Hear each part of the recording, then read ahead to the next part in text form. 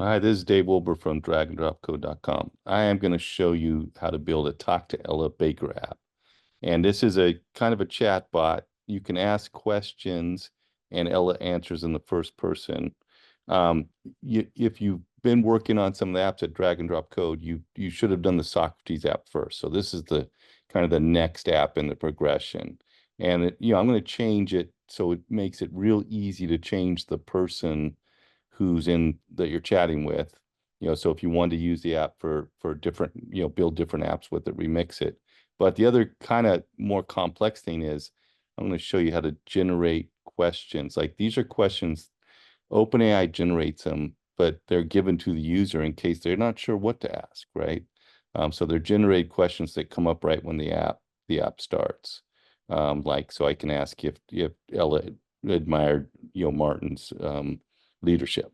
Okay, so that's what we're going to do, and let me get going.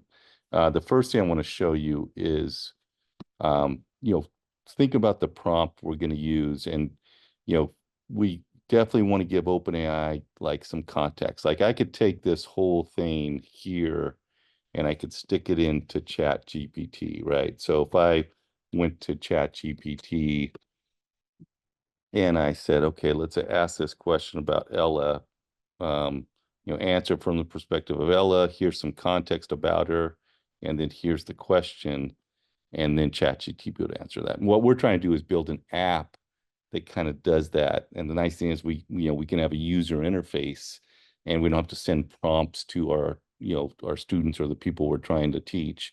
Instead, we'll have an app that does all the work for us. Okay, so that's what we're looking at, but we're going to have to do this in code. Okay, and we're going to try to make it real easy in the code to change the description and the name of who you're dealing with. And really, we're going to think of it this way.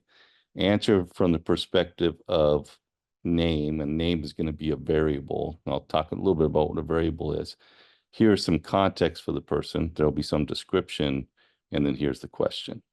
Okay, let's go to Thunkable and try this out. So I'm going to start with this Socrates app, and I'm first going to change this, and I'm going to call it the Baker app. Okay, so it's going to be for Ella Baker. And on my design, I'm just going to come here and change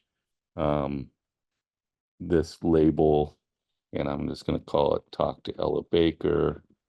Okay, and then I'm going to go find a picture of Ella Baker.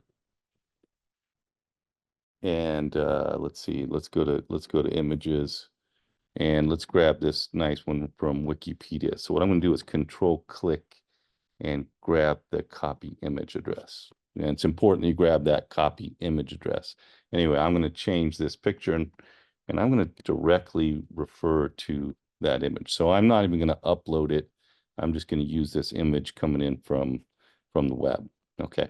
And in that way, my app is, doesn't have as much data inside it. So if I wanted some images that were pretty big, I could still do it. Okay, so I've set up my designer. Now in my blocks, the first thing I'm going to do is set up some variables. So I'm going to have a variable which is the person's name, and notice by default variables are name. And one thing we do is we always initialize these things to something. In this case, I want to just make the name Ella Baker.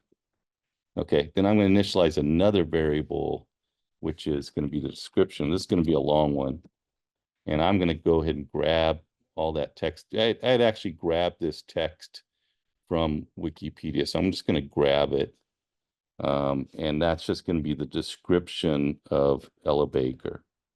Okay, so instead of, I don't want the name there, but I do want, it's going to have the entire description of her as this variable. So variables are like named memory cells. So when I want to remember something, I can stick something in. So the name now refers to Ella Baker and the description refers to all this stuff, which is going to be nice when I actually call OpenAI to do my prompt. Okay, so now I want to use these two variables when I actually go to OpenAI to ask my question. And the nice thing will be is, once I get this working using these variables, then to remix my app to make a chatbot to some other person, I can just change these and it'll work, right? So I definitely want to say, please answer in the first person from the perspective of, but of course I don't want to say Socrates. So I'm going to put a colon there. And then what I'm going to do is add another slot. And in that slot, I'm going to put a reference to this variable. So when you initialize a variable, you're kind of setting up a memory cell, okay? But then you can refer to it. And if you go to variables, you'll notice I have references to both my variables. Don't use these guys down here. Use these ones that have a little knob coming out and they're orange. And in this case, I want to grab the name. So I'm telling OpenAI, please answer from the perspective of whoever's in name, which is Ella Baker in this case.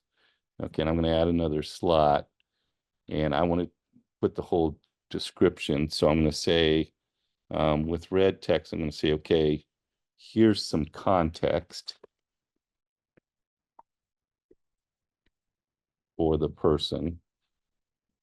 Okay, which we know that person's going to be Ella Baker. And then let me add one more red slot. And what I want to put here is this description. So I'm going to put a reference to the variable description. So, kind of with these slots, and one tricky thing is I want to make sure my description has a period at the end. So I'm going to make sure that's there, because otherwise that description is going to flow in with the user's actual question. Okay, so just be careful with the periods. But what I have is this join block, which is going to clump together some dynamic stuff, these variables with some raw text, and then whatever the user's entered in, this text input block, right? That's the key, is what if they entered in text input? And then I'm going to send that all to OpenAI. Okay. And if you think about it, these blocks should give me kind of this, right? Oh, sorry, not this. It should give us the text like I was showing you here, right? Answer from the perspective of name, in this case, Ella Baker, and then all that context. And that's what our code is building here. The same thing, but using these variables. And we're only doing that to make it easy to remix this app. Okay, if I run this, let's just see if everything's working okay. Who was MLK? And hopefully she'll answer from her perspective, LOL. Okay, and she does. I'm Ella Baker. Martin Luther King was a prominent leader. He was known to. Okay, so I think we're back up and running. We've got an Ella Baker app.